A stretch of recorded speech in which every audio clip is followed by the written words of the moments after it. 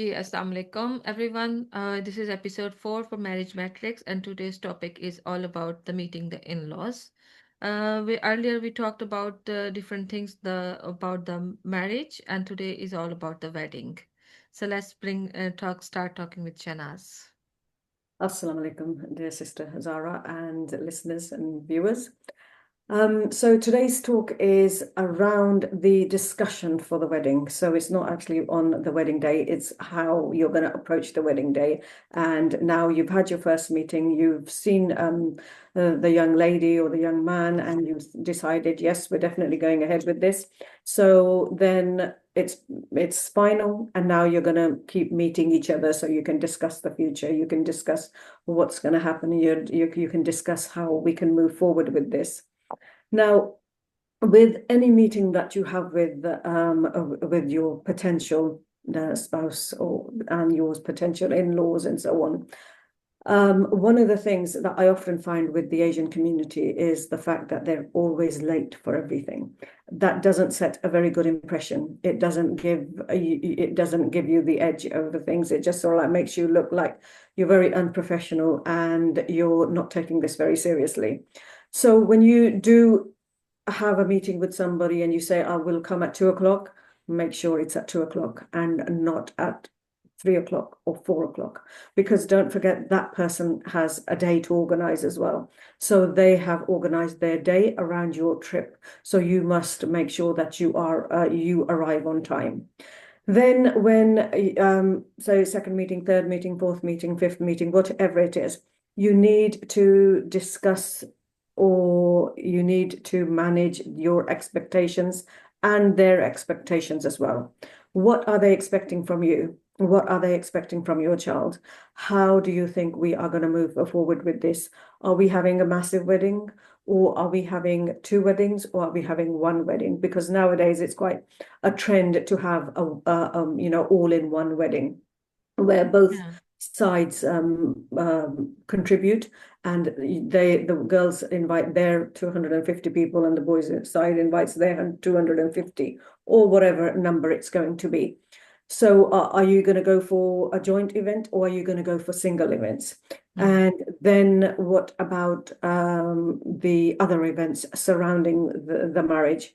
Are you great believers in those events? Do you want to do those events? Are there going to be 4 or 5 different events, or is it just going to be that one event that we want to focus on? Then with the budgeting issues, so if you're having separate events, then you have a separate budget. So they're going to spend their own and you're going to spend your own. But make sure that you don't go too overboard with things, because it's better to have a classy small wedding rather than make it all big, spend 60,000-70,000 pounds, because nowadays apparently that's the norm that people spend on their child's wedding. And when you are visiting each other, then don't overdo things. Don't sort of like think, oh well, I need to cook 100 dishes because they're coming over.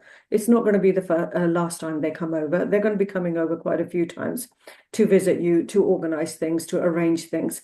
So don't overdo do things straight away. Talk about what is relevant. Talk about general things that are going to be relevant to the wedding, things that are going to be relevant to the girl, things that are going to be relevant to the boy. Don't talk about, like, I find a lot of parents will talk about the young child. Oh, she's lovely, she's really clever, she does this. She probably does do all of those things, but no one's interested. It's just you that are interested in that child because it's your child. Everyone else is here for a different purpose. So speak about that purpose.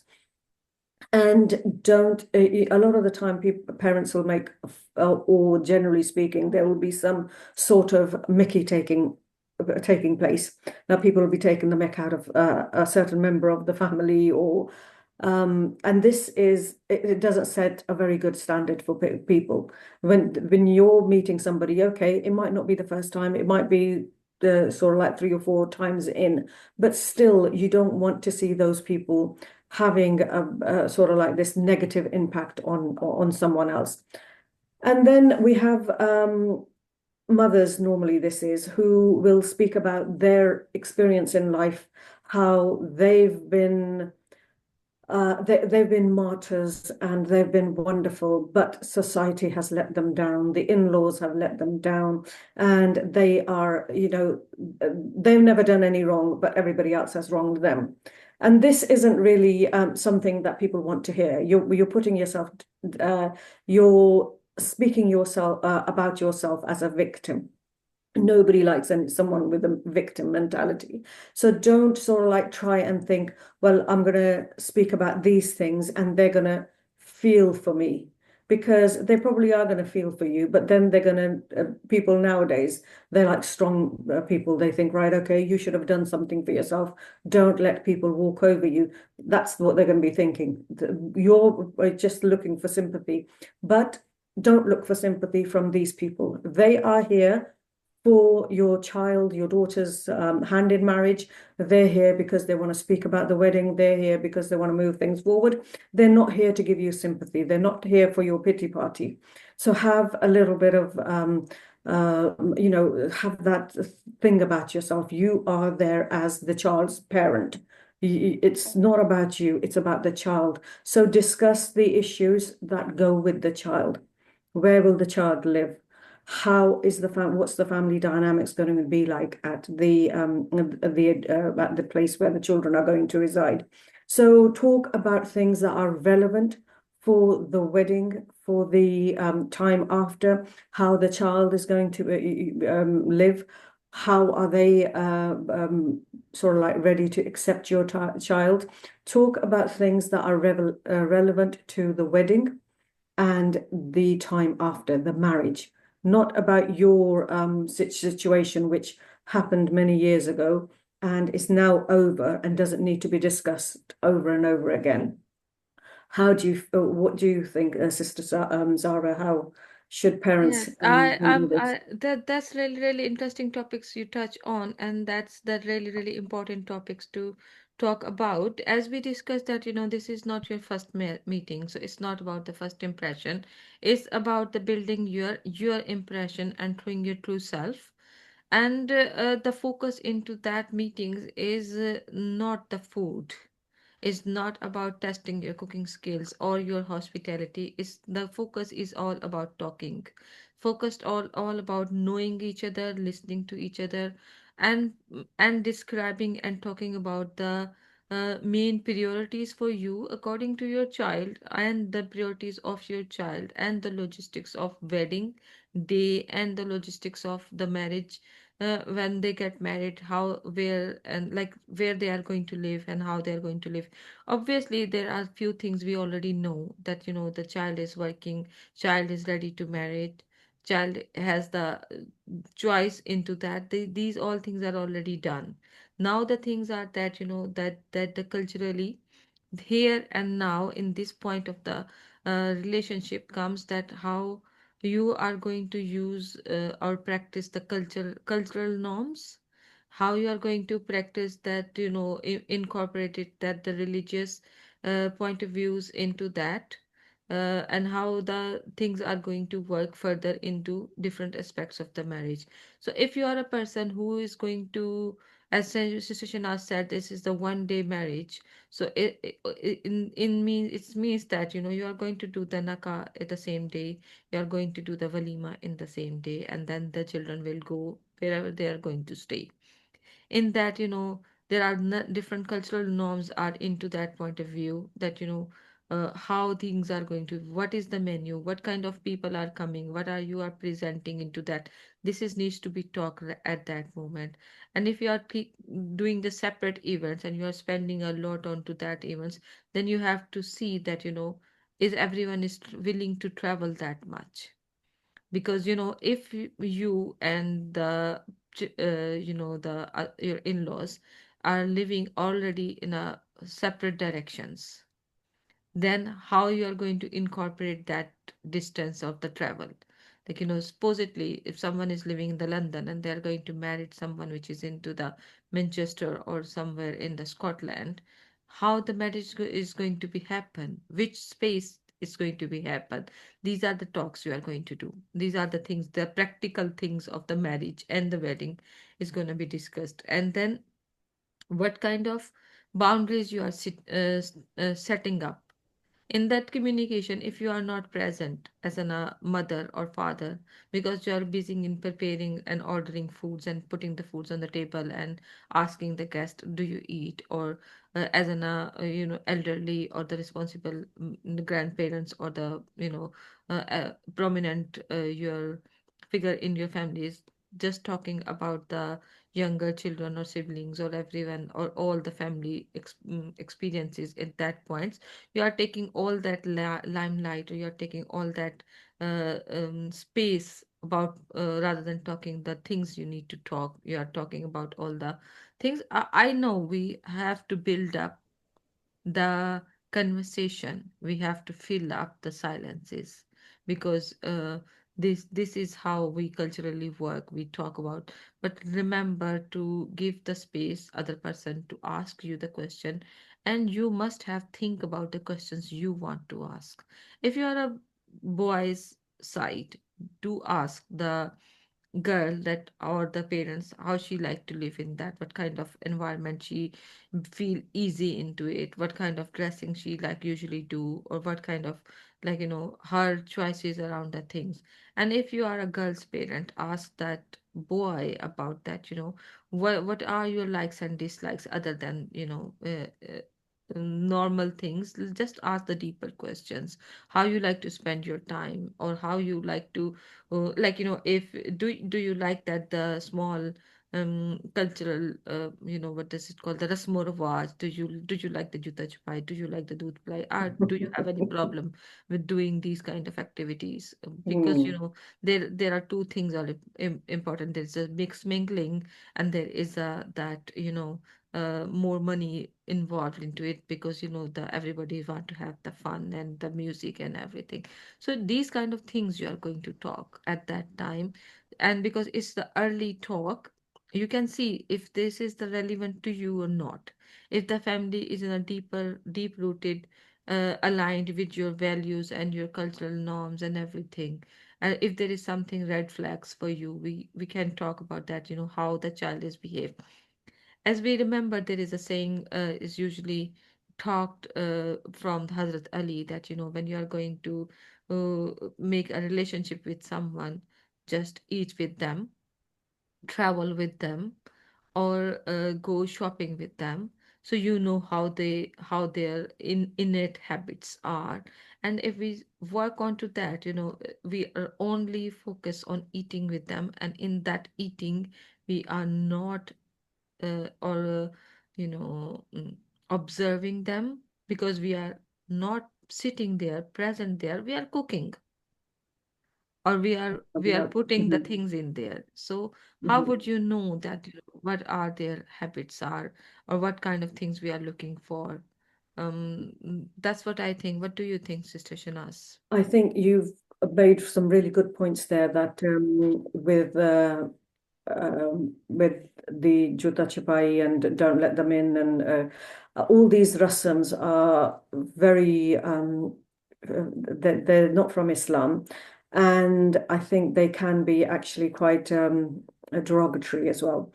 And also, there's other rasams like the kara for the mother-in-law and the bunde for the sister-in-laws, and none of these are from Islam, and it's a burden on the family.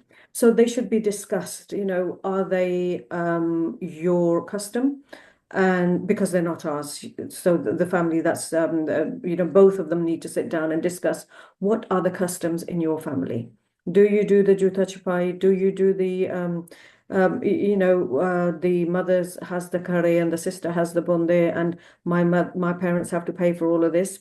So the family should sit there and discuss these things. And then it's other things as well, other rasmo rivaj that sometimes you may be from Pakistan, but you've not heard of these. Like well, my parents were from Pakistan, but there are rasms that people tell me about that sometimes, like the weddings happened and there's been difficulties, there's been issues, and they'll come back and say, oh, Baji, they did this, and we didn't even know that this was the done thing. And one of the things was It was a daytime wedding, and after the wedding finished, so obviously what we do after the wedding's finished, bye bye tata, and we come home and rest. And what they said, the boy's family, oh, well, the Barats come to this event. So obviously we've all eaten here. Now we're going to go home and we've got other events. We've got other rivaj that we're going to do.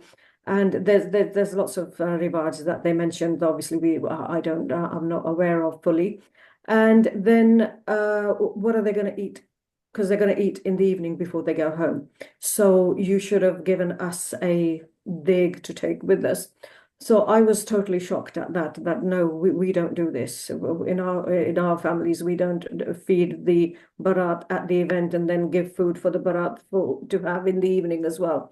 So that was that's an eye opener. And there's other, like for instance, breakfast as well. So if your child is getting married in a different town, are you going to be dragging the breakfast from your town to that town for them to have breakfast? Is that part of your culture? Is that part of your rivaj? And so it's lots of different things that you really need to sit down and discuss. And even at dolkis and mendis, you find that if for, I always encourage people not to sing songs that are derogatory to the mother-in-law, derogatory to the sister-in-law, because it's not pleasant. It starts off with a unpleasant vibe. So if you are going to have mendis and dolkis, yeah, go ahead. It's up to you, but don't sort of like say horrible things to the sister-in-laws and the mother-in-laws and all of those. And that can really sort of like set a bad tone for the wedding. And then the next day you have the juta chapai, that can set a bad tone because you're not expecting that. And that's quite that taking someone's shoes is not a good thing to do anyway. So you should ask, is this something that you do? And even if it is something that you do, I think you need to sort of like think of something else, or not have that rasam because or don't let them in until they give you some money. So it's all of these. This is why you need as many meetings as possible. So you can discuss these things. You can discuss what is it that you do. How many talking are you going to have? How many mendis are you going to have? Are we expected to come to all of those? Because you can have as many dolkis as you like in your own home. But if we have to come to all of those and we have to bring our guests, then that also puts the pressure on your guests as well because they have to have a new suit. Well, especially the women, they have to have a new suit every time they go to the mendi, every time they go to the dolgi, every time they go to the manyo. So if you're having 8 or 9 occasions, not only are you burdening yourself with the costs, but you're burdening your guests as well. So this is something that you need to discuss. If you're having it on a small scale with your close friends, then that's up to you and your family. But don't burden the other family with your rivaj, so to speak. And rivaj, of course, if you feel that you can't do without them, then go ahead, but discuss it with each other. Yeah. And the girl's family, if they have to pay for your the event at the place of it, wherever the event is taking place, then they have to give you the food to take back home with the dolly, and then they have to provide breakfast for you. That's 3 extra things that you've mentioned, and they have to give your mum 2 curry and your sister's bunde. That's 5, 6 extra costs in Then there. if you are expecting that much, then if the girl want to live separately, all her in her home, and Mhm. want her to, the son give the flat to her, Mhm. then balance it somehow. You Yeah, you want you want save 10 that things, money but and you pay a are deposit giving for a her house. to sit in the same Mhm. room with the same house in the small tiny room, the box room or something like that. Yeah. It's not fair then. And then we're talking of box rooms and so on, you need to discuss what room the bride is going to have, because she might have so much stuff. Where is she going to put it? So you need to discuss, what is she going to bring? Is she going to, because most of the time our rooms are already filled. Mm. Our child has already got enough stuff in there that there's only enough room for one person to walk in and, sleep on the other side of the bed. But if you're going to bring in a whole wardrobe or 100 pairs of shoes like girls normally do, where are we going to put those? How much are you going to bring? So that needs to be discussed as well. And then, of course, the fact afterwards about, okay, so she's going to be working, is she going to be contributing? So we've touched up on this in the past. So we need to, this is still something that needs to be discussed, because now you've got your meetings, that your third, fourth, fifth, sixth meeting, and all of these things need to be discussed with regards to rasams and living arrangements. Yeah, that's I agree. So that's very interesting points we have discussed today. And then in these points, I would like to tell you people that this is the place where you are going to set the boundaries for coming years. This is the place you are going to set boundaries for the expectations from both sides. And even though we haven't touched about to that points, if the engagement part is going to be longer than a year or so, like you find a girl or boy, you are like that's traditionally we use that.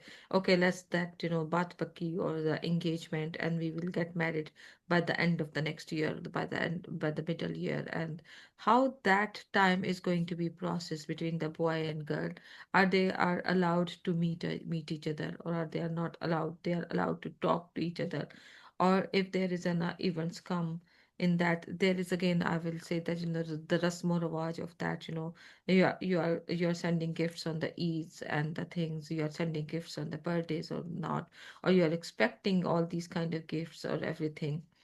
How long that the period is between finding and agreeing onto a person, girl or a boy, the period between to getting married. Is it just 3-4 months period, like you find a girl, you agree on the girl, and then you just set up the date according to whatever the hall is.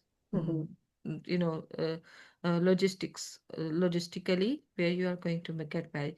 And if there is not that quickness, then there is a long time in that, how you are going to utilize that time, and how it's going to be impacted onto the relationship of the in-laws, because there is lots of things happen. Some people find the girl or boy, but they does not want to wait that longer. mm, You need to clear that thing, we agree on to that, but the marriage is going to happen after that many time. mhm. This is the most important things of the discussing in all the other things. What do you think, Shanas? That is this happen usually? These are things that do need to be discussed, especially are the boy and the girl allowed to speak to each other? Are they allowed to go out? Which Islamically they shouldn't really be, because what happens is that, oh, we've done the barbecue and now they can roam around freely as they wish. They're young children, they're young people. They obviously don't realize the vastity of um, the impact that they could have on each other when they are out together. So the parents need to think about, right, okay, so we're going to have a long engagement. In the meantime, are we going to let these two talk to each other, and are we going to let them go out and speak to, be alone together? So this is something that parents do. And some parents are very good. They'll say, no, we know we don't want them to go out with each other. It's an arranged marriage. It's not a love marriage. So okay, so you can speak to each other if you need to, but you don't need to go out. Other parents will be like, oh no, it's fine. They're going to get married. So let them, go out wherever they like and do whatever it is. It is something that needs to be discussed, and both parties need to be happy with this. And then, whatever suits them. But it is, I think there's discussions that need to be taking place about every single aspect of that boy and that girl, for not just the wedding day, but for the after events as well, for the life events after that. Are you going to be moving out? When do you think you'll be moving out? Some parents will say, oh, they can stay with us until they have their first child, or they can stay with us until, what, 2 years, until they get their deposit together, and then they can buy a house. All of that is, of course, if it suits you, then that's fine. There's nothing wrong with it. But make sure that the child is in agreement as well. You'll find sometimes that parents will make agreements and the children are not aware of it. The children do not know, or the parent and child from one side will make agreements with each other, but they've not involved the wife. Like I told you, I think we've discussed this before, where one of the young chaps was expecting his wife, to help him pay his dad's mortgage. So obviously, him and his dad had discussed this, but him and his dad didn't discuss it with the girl and her family. It was just by accident that he happened to mention it to the young lady, and of course, the marriage did not take place. But these are things that are very important. You need to mention them. But if you're expecting somebody to give their wage into something that they're not going to get back for the next 25 years, if they get it back, then it needs to be discussed. Or even smaller things than that that need to be discussed. So if you have decided that you want to stay with your parents forever, have you discussed it with her? Is she happy to stay with your parents forever? When you're staying with your parents, it's not about you staying with your parents, because it's lovely that I want to stay with my parents, but what about my partner? Is he going to be happy with my brothers and sisters coming in all day, every day? Because your siblings are going to come into that house because their parents are there. It's to them, it's their parents' home. So they're going to be coming in. Is your wife or husband or whoever's living in that house, are they going to be are they going to be happy to put up with people walking into your house all the time because it's their mum and dad? They consider it their mum and dad's house. So these things will need to be discussed. You're the only son. You have to stay with your parents. So, what about her wishes? Does she want to stay with your parents? And your parents may start off really nicely, and we always start off really nicely. But 5, 6 years down the road, you'll find that mother-in-laws become quite overpowering. And they usually are overpowering right from the word go. But at the time, you're young, you don't notice. And then, you have your own children, you need your own space. So, did you have that open conversation at the beginning that we would love to stay with you? We want to stay with you as long as we can. But if a time comes where I feel that I need my own space, is that going to be possible? So it's very important that we discuss all of these aspects of our life and look at it in the long run. Because what happens is the girl or the boy, they're so much in love, it doesn't matter. They just think, oh, well, we're going to be like this forever. We're always going to love each other. And it's going to be fine. So in their mind, everything is fine. Nothing really matters. But in practicality, in reality, it does matter. You do get fed up of living with people. So you have to know that if I don't want to live with your mum anymore, will I be able to move out? Will you come with me? Or will that be the end of our marriage? Very important aspects that we need to discuss. So they need to be open with each other and discuss when the boy and the girl are present. Because parents will just, like, your parents will say, oh no, we don't mind our daughter staying with the family. It's only buddhi ma or the koi bhi nahi hai. But does that child have that same opinion as you? So we really everybody needs to sit down, the mother, the parents, and the children, and decide, am I happy with this situation, or am I not happy with this? And if you're not happy, it's best to say it rather than try and save face, because a lot of the time we'll try and save face, or we don't want to say something because we think we're going to hurt our parents' feelings, or the wedding's not going to go ahead and we're going to look, we're going to look bad. But it's best that it doesn't go ahead now rather than you suffer later on. Yeah. Yeah. So yeah, I agree with that. There is a certain amount of privacy the new couple need. There is a certain amount of privacy the parents also need. There is a certain amount of the quiet time both of them need when they don't want to entertain anyone coming in and going in, because they might be, they want to rest at that time. They might be tired from their work, and the most importantly, it is might be really really hard for everyone to be talk about all these things, because you might hesitate. I will say that, as much as you can be true to yourself and true to the perspective, in coming relationship with the people who are coming into your life, the transparency is the most important, and the being truthful is more important. I know maybe you are never think about that questions. Maybe you never, you always think, these are not big deals. Maybe today these are not look like a big deal and you are ready to work around that. But these small things are basically filling up your cup. These small things, when they were drop by drop, fill up your cup.